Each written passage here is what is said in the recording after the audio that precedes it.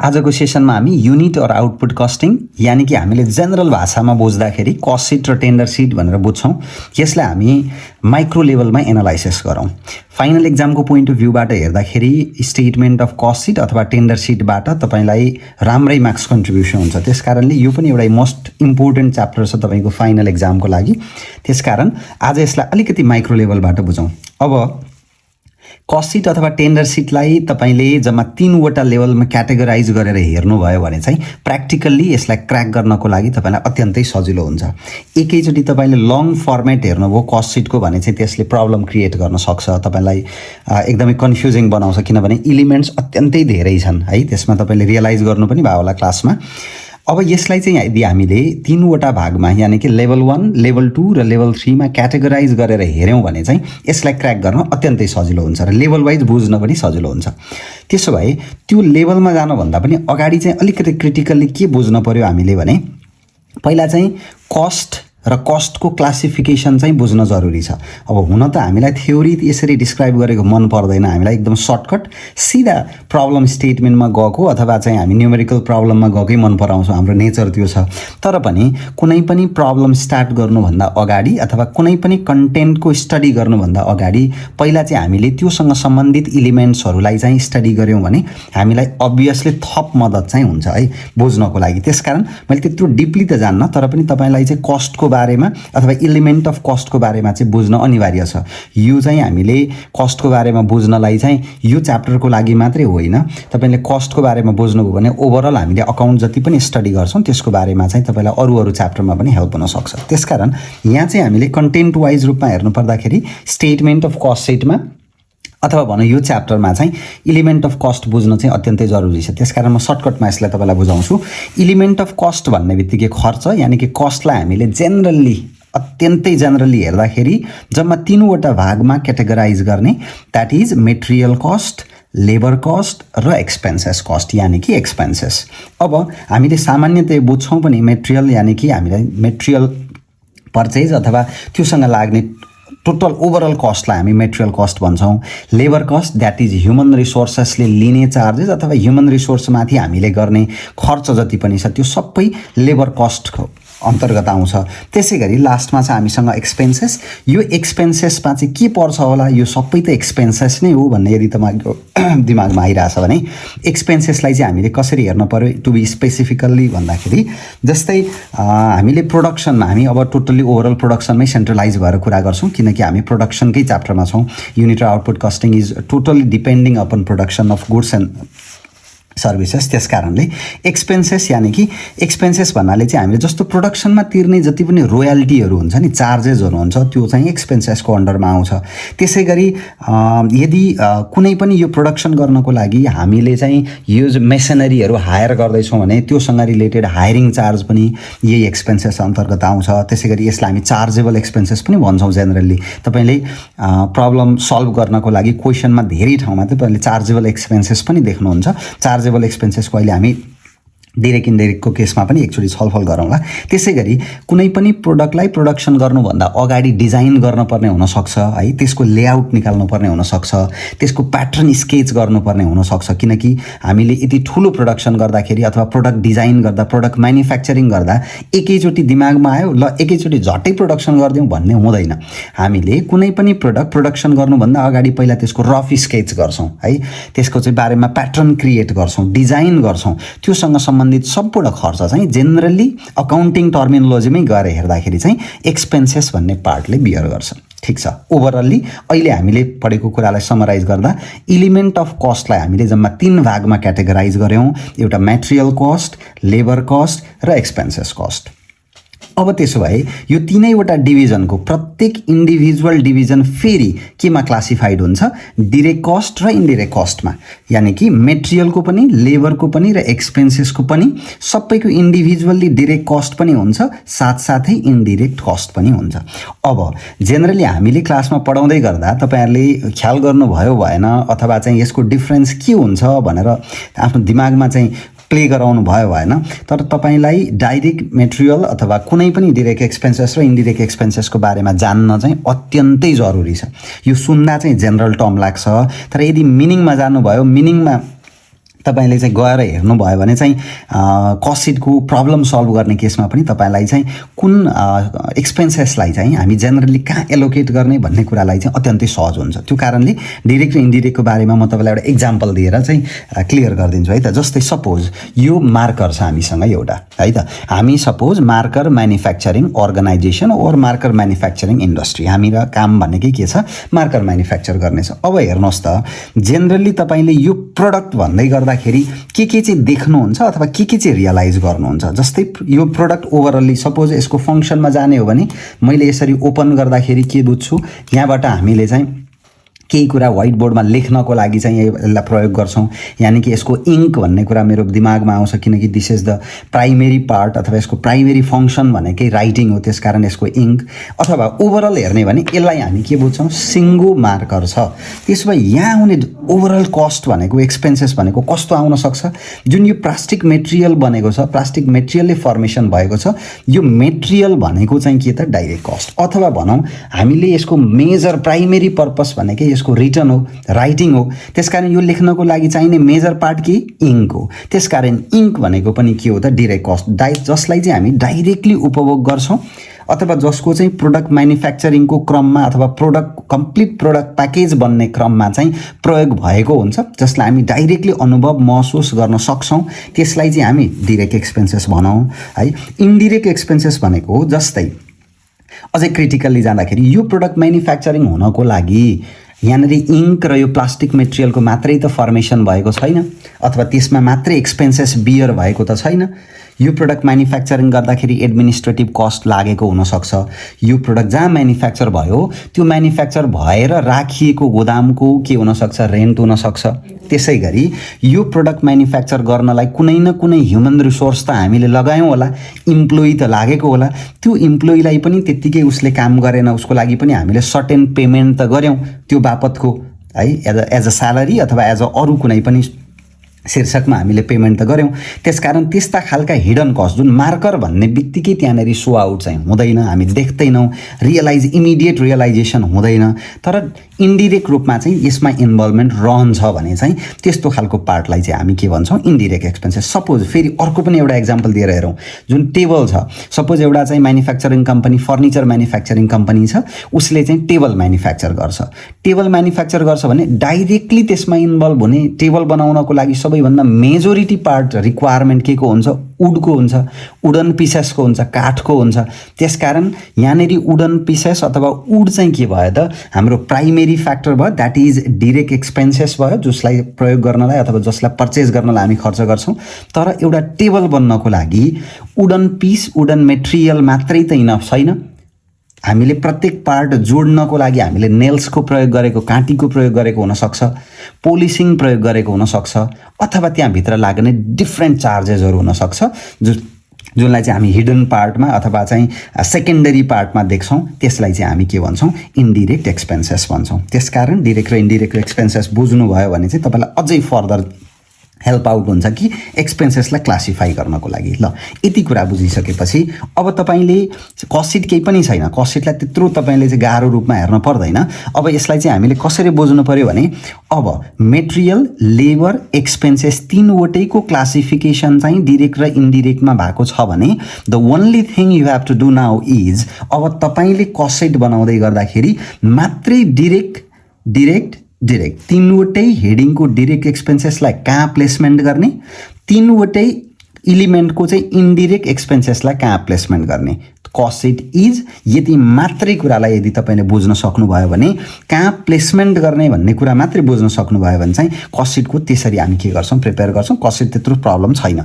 अब हामीले अघि पनि भन्यौँ, मेटेरियल डिरेक्ट, लेबर डिरेक्ट र एक्सपेन्सेस डिरेक्ट, यो डिरेक्ट पार्ट मिलेर के भन्छ, त्यसै गरी मेटेरियल इन्डिरेक्ट, लेबर इन्डिरेक्ट र एक्सपेन्सेस पनि इन्डिरेक्ट पार्ट मिलेर कुन खालको एक्सपेन्सेस फर्मेसन हुन्छ र त्यसलाई हामी कस्ट सिटको कहाँ प्लेसमेन्ट गर्छौँ। यति कुरा बुझ्नुभयो भने अटोमेटिक रूपमा तपाईँले थाहै नपाई के भन्छ, स्टेटमेन्ट अफ कस्ट सिट भन्छ। यही कुरालाई हामीले अब कसरी हेर्न सक्छौँ, एउटा एक्जाम्पलको रूपमा हेर्न सक्छौँ। हामी डिरेक्टलाई कहाँ राख्छौँ, कहाँ प्लेसमेन्ट गर्छौँ, इन्डिरेक्टलाई कहाँ प्लेसमेन्ट गर्छौँ भनेर है। यसलाई चाहिँ एउटा एक्जाम्पलको रूपमा हेऱ्यौँ भने हामीले क्लियर हुन्छौँ र यसलाई चाहिँ हामी लेभल 1 को एक्जाम्पलको रूपमा मिलाउँ। ल, हामी एउटा एक्जाम्पलमा जाउँ है त। ल अब हामी एक्जाम्पलमा जानुभन्दा अगाडि पहिला स्ट्रक्चरको स्टडी गरौँ एकचोटि कस्ट सिटको स्ट्रक्चर कस्तो हुन्छ भनेर संरचना कस्तो हुन्छ भनेर। अब यहाँनिर हामीले जुन डिरेक्ट एक्सपेन्सेस र इन्डिरेक्ट एक्सपेन्सेसको बारेमा छलफल गरेको थियौँ अघिल्लो पार्टमा, त्यसलाई पहिला यहाँ कसरी प्लेसमेन्ट गरिन्छ भन्ने कुरालाई एकछिन निहालौँ है त। जस्तो अघि हामीले याद गर्नुभएको छ होला, जस्तो मेटेरियलको केसको डिरेक्टको कुरा गऱ्यौँ, अनि त्यस पछाडि लेबरको केसको डिरेक्टको कुरा गऱ्यौँ, त्यसै गरी एक्सपेन्सेसको केसको डिरेक्टको कुरा गऱ्यौँ है। त्यो तिनवटै डिरेक्टको पार्ट चाहिँ कहाँ इन्भल्भ भयो त? यहाँनिर इन्भल्भ भयो। त्यसै गरी अनि जति पनि फेरि इन्डिरेक्ट पार्ट पनि हेरेको थियौँ हामीले, इन्डिरेक्ट पार्टहरू चाहिँ यहाँ यसरी के भएका छन्? प्लेसमेन्ट भएका छन्। त्यसकारण हामीले के बुझ्न जरुरी छ?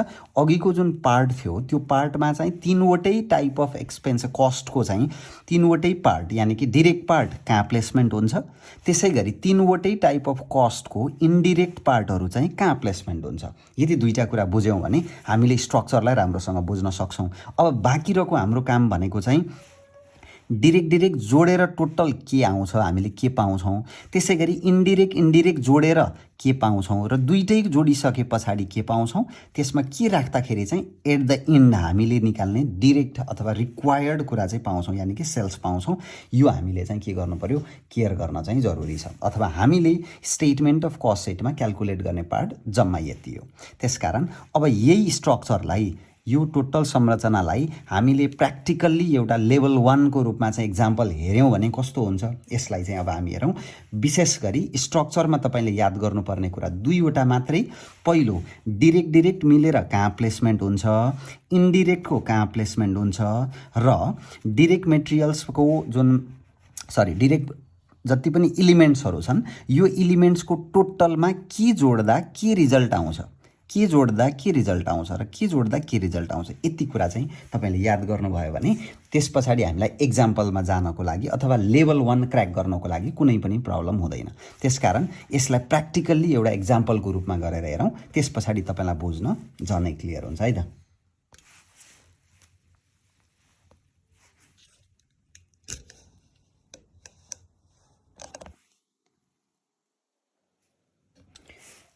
ल अब हामी एउटा एक्जाम्पललाई लिएर हेरौँ है त। यो एक्जाम्पल गरिसकेपछि हामीले अहिलेसम्म डिस्कस गरेको सबै पोइन्टहरू हामीलाई क्लियर हुन्छ।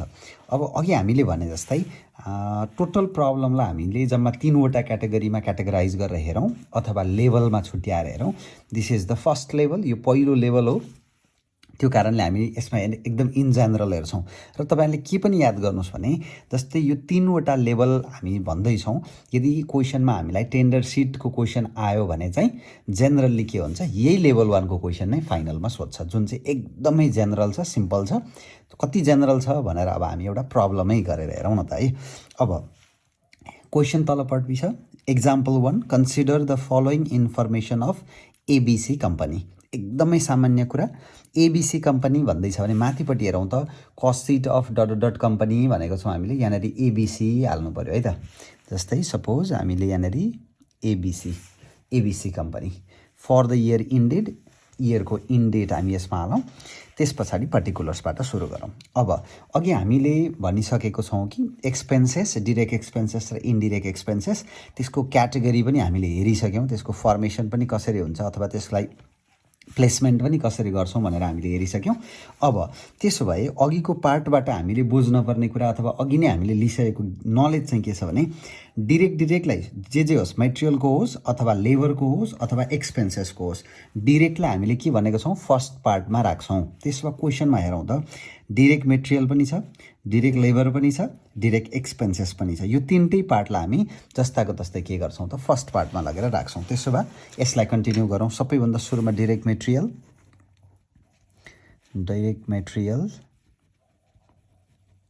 हामीसँग कति छ, 20,000 लेखौँ, डिटेल्समा 20,000।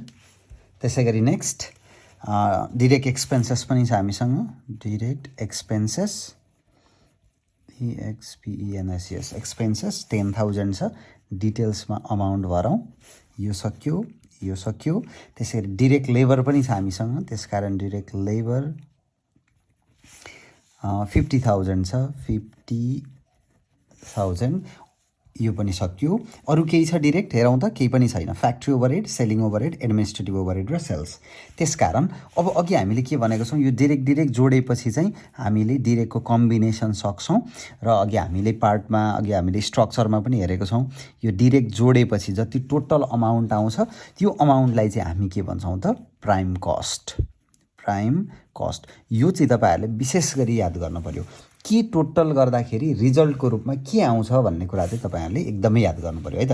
फेरि पनि रिपिट गरौँ, हामी डिरेक्टको जति पनि कम्बिनेसन कम्बाइन्ड फर्ममा जुन रिजल्ट निकाल्छौँ क्यालकुलेटेड टोटल अमाउन्ट, त्यो चाहिँ जहिले पनि के हुन्छ त, प्राइम कस्ट हुन्छ। प्राइम कस्ट त्यसमा 10, 50, 60, 80,000 भयो है त। 80,000 प्राइम कस्ट भयो। हामीले प्राइम कस्ट कसरी निकाल्यौँ, जतिवटा डिरेक्ट, यदि क्वेसनमा दुईवटा मात्रै डिरेक्ट दिएको थियो दुईवटा मात्रै एड गर्ने, एउटा मात्रै डिरेक्ट गयो एउटा मात्रै प्राइम कस्ट, त्यही नै टोटल भयो। जतिवटा दिएको छ त्यो। अब जेनरली तपाईँहरूले अर्को पनि के कुरा बुझ्नु पऱ्यो भने, डाइरेक्ट एक्सपेन्सेसलाई नर्मली के पनि भन्छ, चार्जेबल एक्सपेन्सेस। चार्जेबल एक्सपेन्सेस पनि डिरेक्ट एक्सपेन्सेस हो। ल अब डिरेक्ट सक्यो, अब इन्डिरेक्टको पार्ट मात्रै बाँकी छ।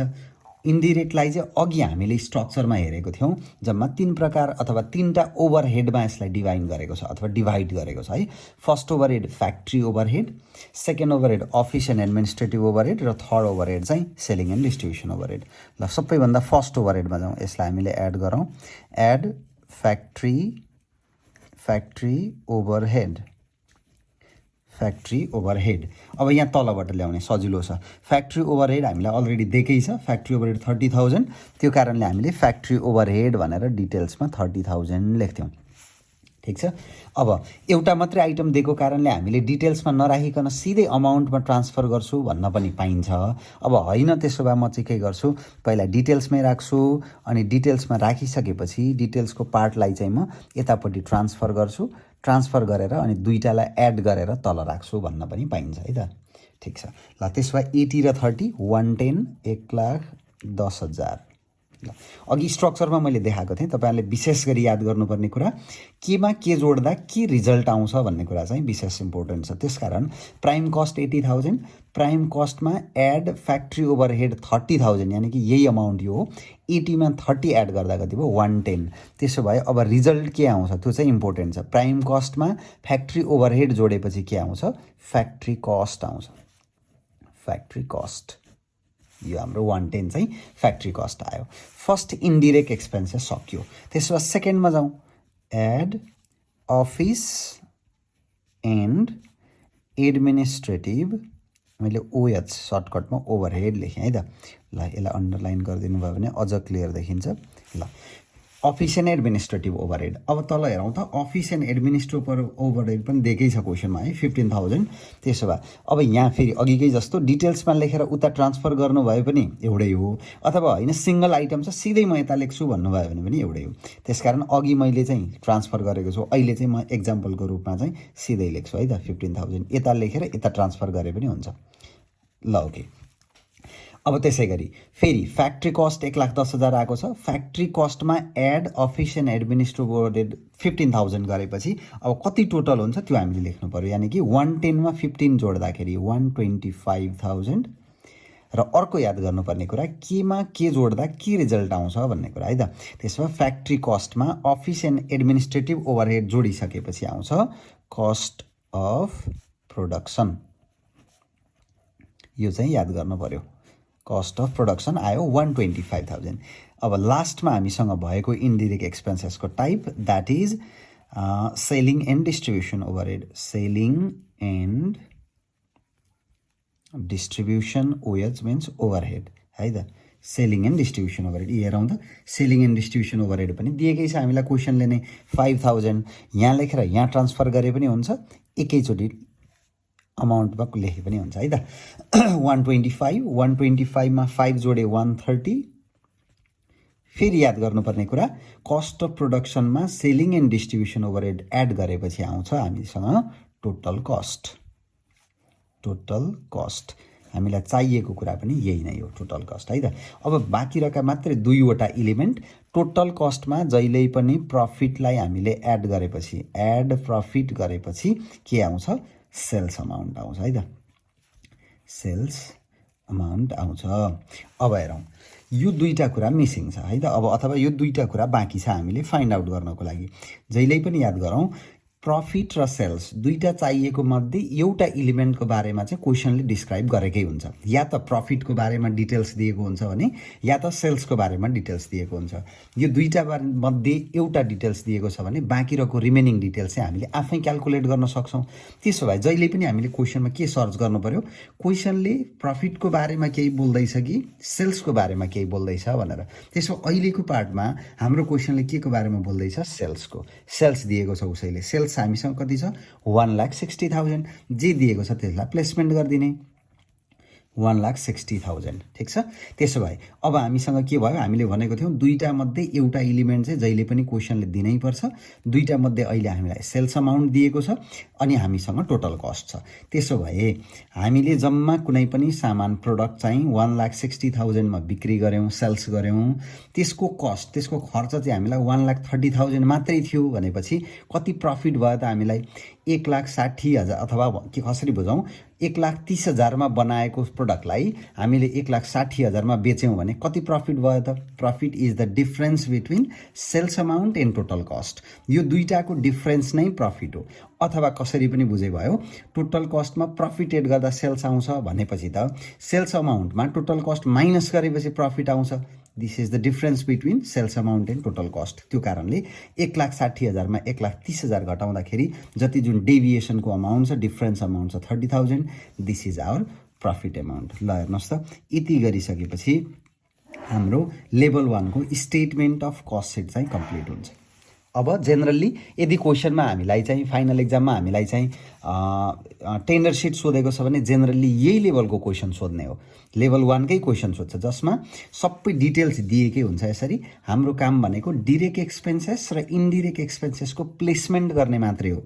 साथसाथै केसँग के एड गर्दा के आउँछ रिजल्ट, यति तीनवटा कुरा चाहिँ हामीसँग यदि क्लियर नलेज छ भने हामीले लेभल 1 को कस्ट सिटलाई क्र्याक गर्न सक्छौँ। फेरि रिभाइज गरौँ एकचोटि। एट द इन्ड हामीले क्वेसनलाई कसरी स्ट्रक्चरल रूपमा चाहिँ सेट गऱ्यौँ, डिरेक्ट एक्सपेन्सेसलाई हामीले फिल्टर गरेर सबैभन्दा टपमोस्ट पार्टमा राख्यौँ। डिरेक्ट जोडेर आउने कस्ट प्राइम कस्ट। र अर्को तपाईँलाई इन्ट्रेस्टिङ कुरा के पनि बताउँ भने फाइनल एक्जाममा तपाईँले यसरी गर्नुभएको सोलुसनको प्रत्येक सेक्सनको मार्क्स हुन्छ। तपाईँले प्राइम कस्ट मात्रै निकाल्नु भएको पनि मार्क्स हुन्छ, फ्याक्ट्री कस्ट निकाल्नु भएको मार्क्स हुन्छ, cost of production, total cost र एट द इन्ड सेल्ससम्म पुगेको यसको डिभिजन हुन्छ। यदि तपाईँले यो पार्टमा गरेको कुरा राइट भएर यहाँदेखि मुनि मिस्टेक छ भने अभियसली यसको मार्क्स चाहिँ तपाईँले पाउनुहुन्छ। त्यो कारण तपाईँले के गर्नु पर्यो त, यसरी सेगमेन्टको रूपमा चाहिँ गर्नु पर्यो। विशेष फोकस चाहिँ टोटल मार्क्स सेक्युर गर्नेमै हुनु पर्यो। ल, टोटल डिरेक्ट एक्सपेन्सेस जोडेपछि प्राइम कस्ट आउँछ। प्राइम कस्टमा फ्याक्ट्री ओभरहेड जोडेपछि फ्याक्ट्री कस्ट आउँछ। फ्याक्ट्री कस्टमा अफिस एन्ड एडमिनिस्ट्रेटिभ ओभरहेड जोडेपछि कस्ट अफ प्रोडक्सन आउँछ। कस्ट अफ प्रोडक्सनमा सेलिङ एन्ड डिस्ट्रिब्युसन ओभरहेड जोडेपछि टोटल कस्ट आउँछ र टोटल कस्टमा प्रफिट एड गरेपछि सेल्स अमाउन्ट आउँछ।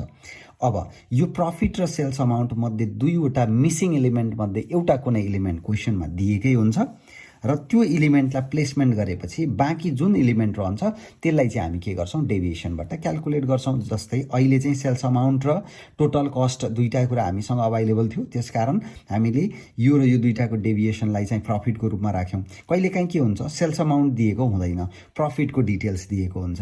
त्यसकारण त्यस्तो अवस्थामा के गर्छौँ, प्रफिटलाई प्लेसमेन्ट गर्छौँ, टोटल कस्टमा प्रफिट एड गरेपछि सेल्स अमाउन्ट निकाल्छौँ। त्यसकारण यो सजिलो छ।